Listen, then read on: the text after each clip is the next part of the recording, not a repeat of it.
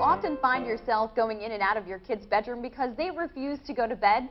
Bedtime battles can be exhausting, frustrating, and very stressful for parents.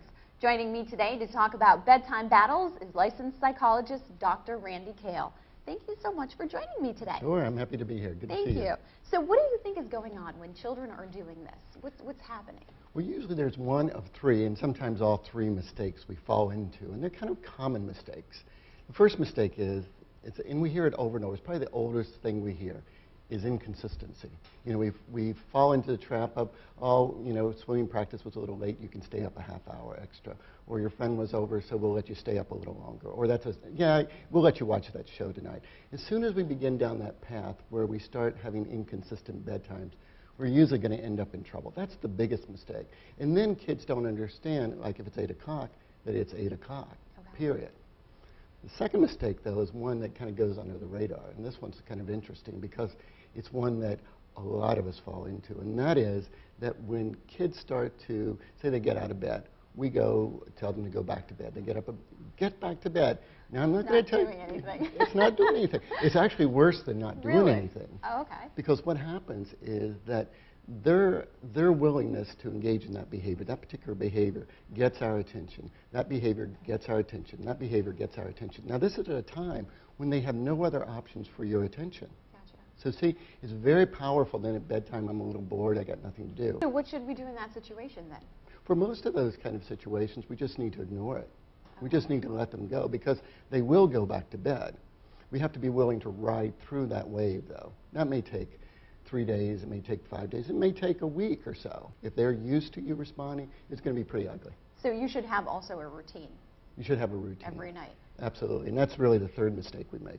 We forget about that routine, and we forget where we have leverage. You know, a lot of parents have trouble getting kids from, say, the playroom or from the bathtub into the bedroom to start the story. Right. So what happens is, and it's particularly for younger kids, we forget that that story time is like leverage time. It's a very powerful time. So if we kind of say, for example, story time starts at 7:45 and at 8 o'clock lights are out. So if mom or dad is sitting there with the book and silently reading at 7:45, regardless of what's going on, you'll see that becomes a magnet to draw them in. So you should be there waiting. Should be there waiting. Okay, put your pajamas on.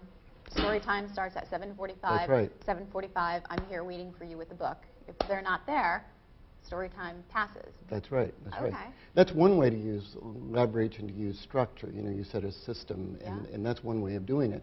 If you have trouble getting kids out of the toy room, for example, cutting off the lights and walking out is pretty profound, pretty powerful. And wherever generally mom and dad go, the kids are not going to be far behind.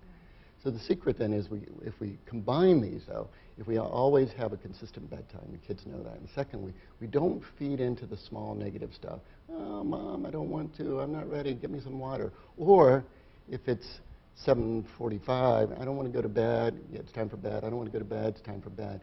See, those are all ways of feeding into those negative patterns, and those patterns then expand over time.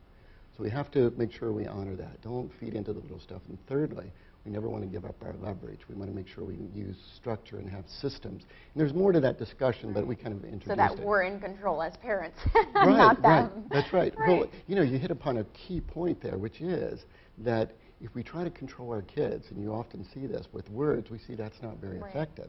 If we use a system and we control the goodies, we control the structure, we control our behavior, we see that kids learn from that. It's an important insight.